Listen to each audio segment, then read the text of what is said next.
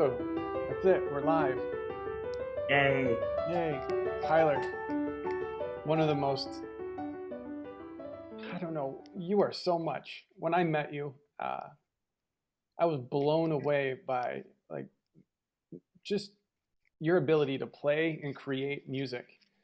Um, I still remember that moment when I think I heard you play a Brahms intermezzo. I think you were doing one of those. Hmm. Um, and I was just, it was such a impactful moment for me. I was like, I want to play like that. I want to do something like that. And Wow. you made it look so easy.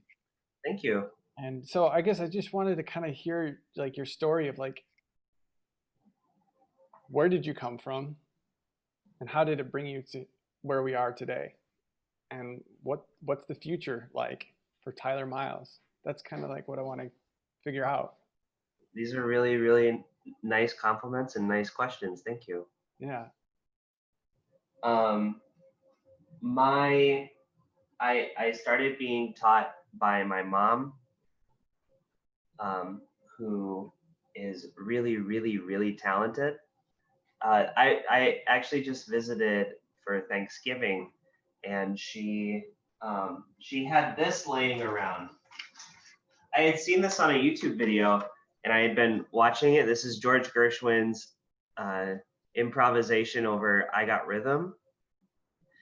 And it starts with these and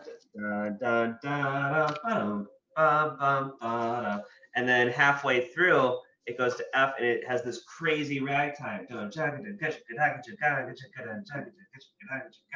And it's super crazy. And my mom played that and she's like, oh yeah, I played that in high school. What? What? I couldn't believe it. Actually, I didn't know that your mom was studying piano that seriously because that piece is no joke.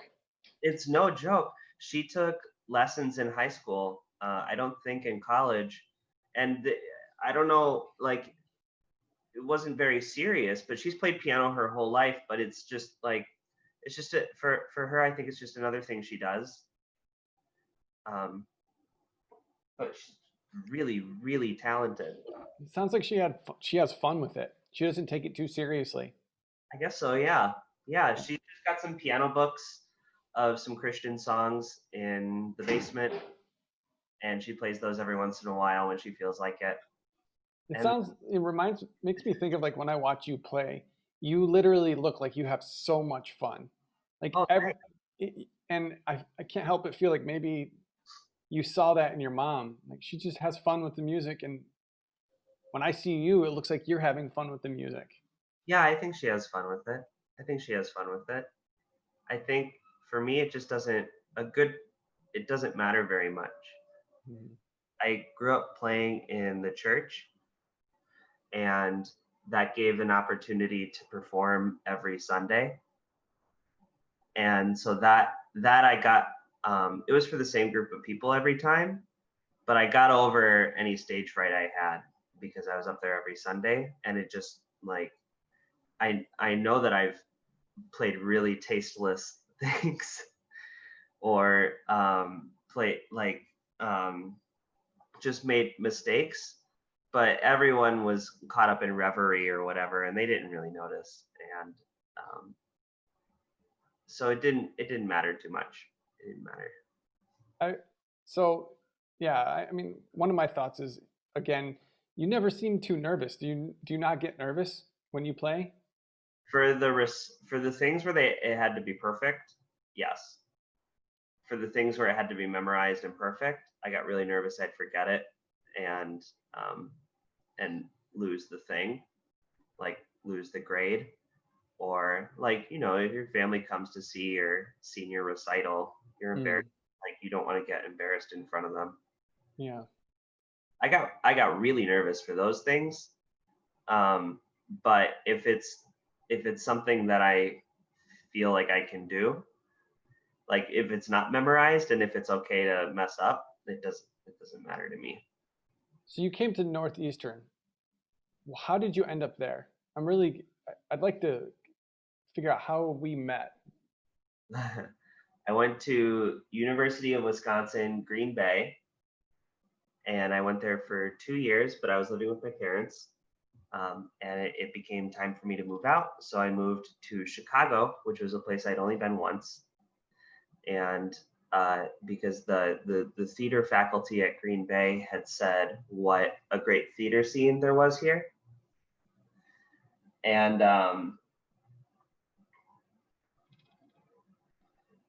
so I moved here, and I stayed out of college for like a semester or a year or something.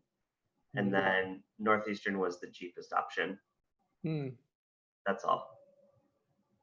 Well, I didn't know that theater was a thing that you were deeply interested in before you even came to Chicago. I wouldn't. It's not really theater specifically. Okay. I just like it's kind of corny, but I like storytelling. And so if making movies was more available, I'd be into that. Now that video game design or game dev is more approachable and easier for anybody to get into, now I'm really into that. So it's just theater was really, it was a degree. There was a degree, and so I could spend college doing that. And there, like, it's very accessible here. Maybe not for actors, but for pianists, it's very accessible. Well, how was studying music? How did that develop you? How did that change you? Do you feel different? I had really bad technique, and Dr. Tang didn't really let me get away with it. And I'm really grateful for that. Because now I play a lot. I feel a lot more relaxed at the piano. And I feel like I can move a lot more adeptly and swiftly and easily. Whereas before I felt really like clunky. I'm just wondering, like, that process of learning from somebody else, how is that translated into other things that you enjoy? Because I know that you're into game development now. So I wonder if, like, does your ability to play and learn music impact the way that you're a bit able to learn and develop video games?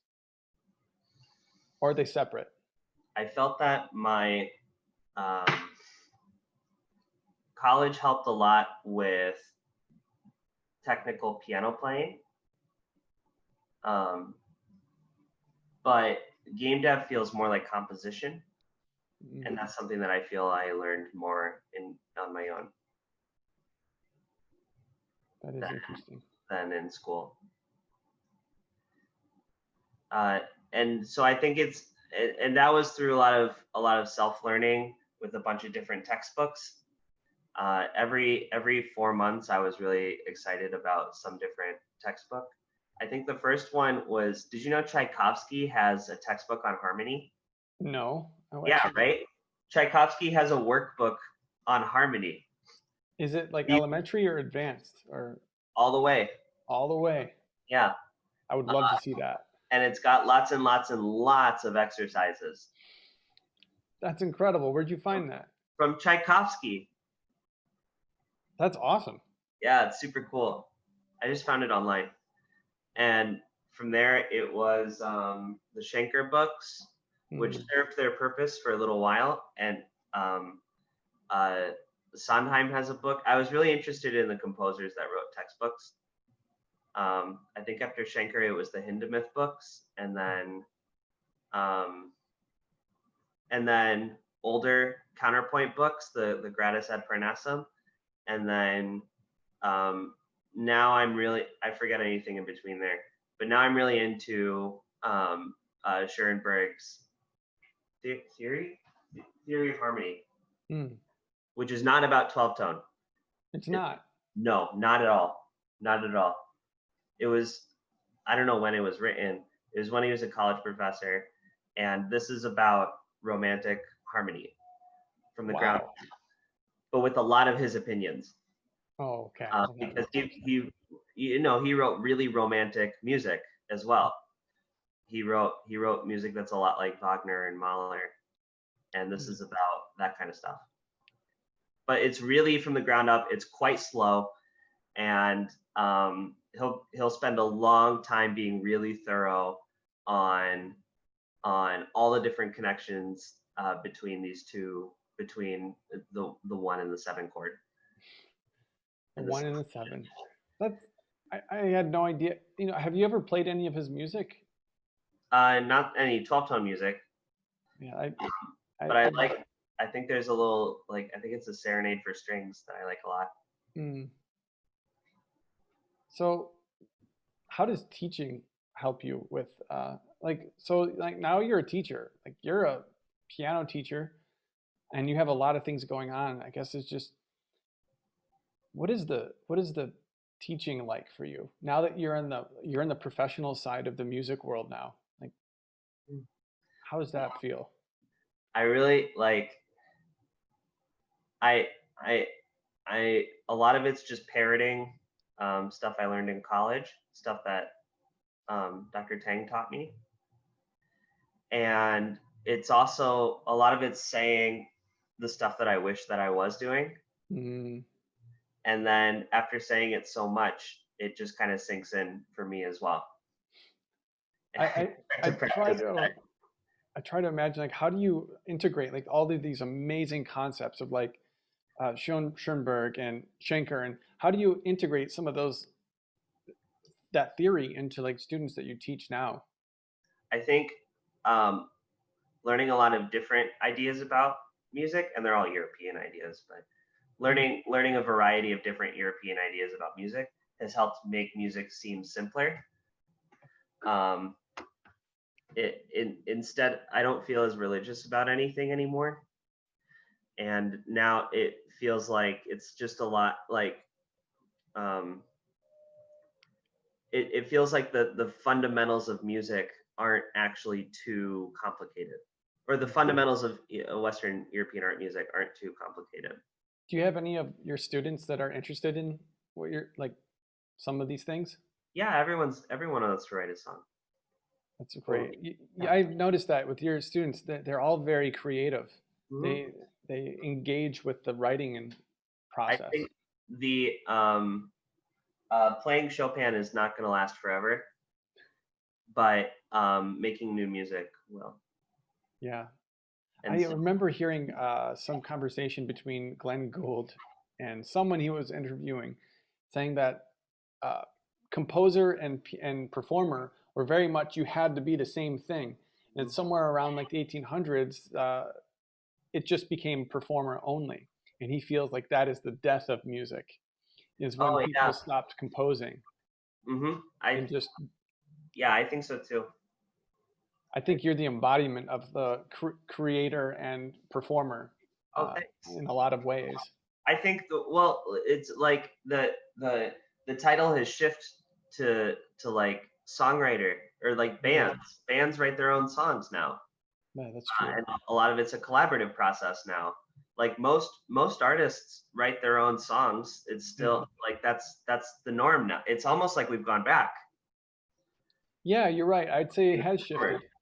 It Mm-hmm. has. So you're working on new music all the time or Mm-hmm. some of the time? Trying to. Yeah. And so what do you think the next thing will be? Um, I'm working on. I'm working with an Australian programmer whose name is Jesse, and we are working together on an open world role playing game. Mm, Think Skyrim, but it looks more like Zelda. mm, But it's still a large open world full of artificial intelligence, uh, or full of AI that are all pursuing their own goals and role playing in the world just like you are. mm. And you have a lot of options for interacting with them, and the all of them are or most of them are enacting pre-written stories Mm. that we've written, and those stories will all be running into and ruining and crashing up against each other and you, and that's kind of the game. It's about living in a brand new continent. And are you doing the design or the music or all of it? He and I are we both have input on the design. I'm doing the graphics, art, and music. Oh, the art and music. Yeah, the art, the writing, and the music. I can't wait to see it. I hope it It'll be a turns out. couple years. It's going to be a Take couple your of years, time, no rush. but I think it's a special project. And, It's got a big scope, but it'll be cool. I noticed that like when I first started, like I guess for me, when I do music, I started doing it because I just enjoyed it. It wasn't until later that I took it more seriously, and I think that's probably an important part of the whole process of learning, is just doing it to have fun first before you start taking it too seriously. And I'm not saying that you're not taking it seriously, but I think that I see a lot of enjoyment. Like you get really excited about it, and I try to find those moments in life, and I'm glad that you're able to keep exploring them. Thank you. I think Yeah. that's what I've been excited about you the most, is you're always finding ways to get excited about something new, something different. Well, thank you. Thank you. Yeah. Yeah, if I'm finished, if I'm making a track on the computer, and I'll usually be like dancing around my room as I'm making it because it just feels really good. Mm. So how do you like your place?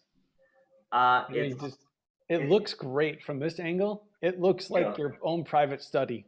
that's how it feels. It looks great. It's very easy to focus here. It's very easy to focus. I love it, man. I really Uh, do. and it's the view could be better. The view is da-da-da. I just need someone to paint a picture on the bricks or something. Just a picture of a landscape or a Yeah. Yeah. sky. Oh But man. I try and get out regularly, and I take vitamin D. Yeah. It's so great to see you, Yeah, it's honestly. me too. And it's so cool to like be able to see like where we were. What we met like what 3 years, 4 years ago? I don't even I remember. think it was 4 years ago. That's amazing. Oh, that's not that long ago. It doesn't. It's not that long ago, but so much has changed in a lot of ways. I feel a lot older than I was then.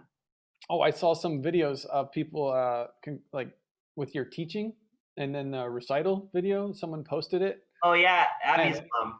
it Abby's looks so great. Looks so mom. great. Abby's so cool. And And one of my students has a YouTube channel now.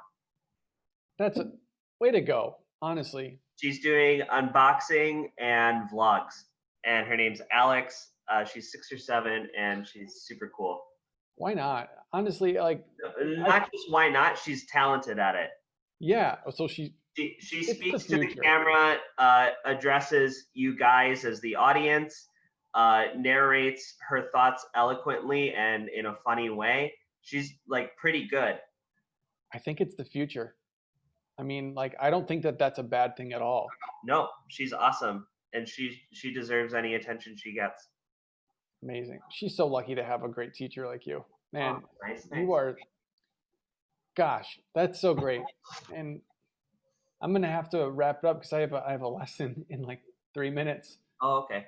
But I just wanted. I'm so glad I got the chance to talk with you. Yeah, it was nice connecting. You know, whatever happens, I always have this. You know what I mean? And I think that'll be really great to like reflect on how we change over time. Mhm. Yeah. When will I see you again? Um,